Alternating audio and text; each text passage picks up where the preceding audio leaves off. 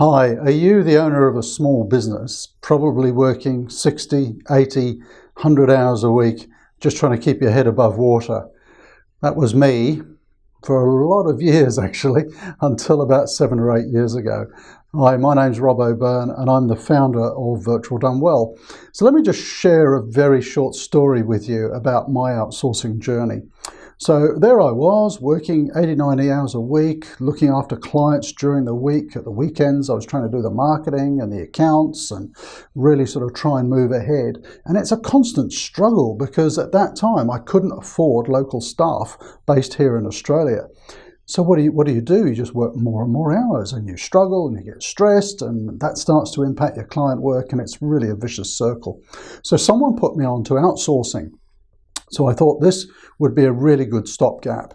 And I hired a couple of VAs, virtual assistants, who were home-based in the Philippines. And they were helping me out with some marketing things and creating graphics and so on.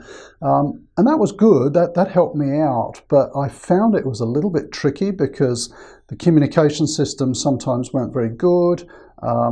I got a sense quite quickly that I wasn't the only client they're working for, and work turnaround was really slow. Sometimes work quality dropped off, and it just wasn't ideal, to be honest.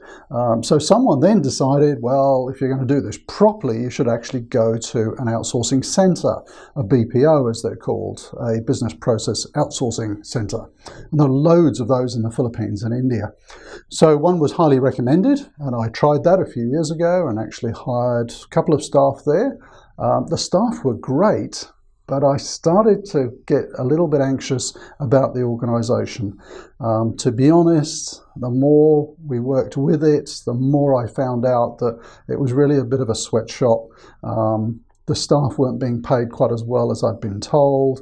There were all sorts of issues as well. The staff weren't that sort of well treated, well managed, well supported, and that was all quite disappointing. So what I ended up doing was starting my own BPO, and that is Virtual Done Well. And I set that up at the end of 2012. And the purpose was really just to provide a few virtual assistants to help me support my business. But then I thought, no, this is a little bit selfish because the office is based in Davao City in the southern Philippines. It's a place where there's a lot of great people and not a lot of great jobs. So we thought, hang on, let's expand it so that we can provide more job opportunities. And to do that, let's offer services not just to my business, but to other small businesses around the globe as well. And so that was the idea back in 2012. And it's kind of grown quite a bit since then. I still have my team. I have about 8 sitting in the office, but the majority of the team there now are supporting other small businesses just like yours, and it's proved tremendously successful. And I should tell you that it's a little bit different to a normal outsourcing centre. If you've been around the sort of seminar circuit and things like that, you've probably heard people talk a little bit about these outsourcing centres, and there are quite a few of them now supporting small businesses. This one's a little bit different though, because we kind of have 3 very discrete groups of people that we're looking after. Firstly, and not necessarily in this priority, of course, firstly our staff, and they are treated quite differently. It's a really nice atmosphere in the office. It's a very sort of family-friendly office. There's no sort of high pressure, reaching targets and things like that, like some of the major BPOs. And it's a really comfortable environment to work in. And the new staff who come in are amazed. They say, wow, it's just so relaxed. And, we haven't got people looking over our shoulders all the time. So that's really important to us. It's got to be a nice place to work. All of our staff are actually paid very well compared to market rates.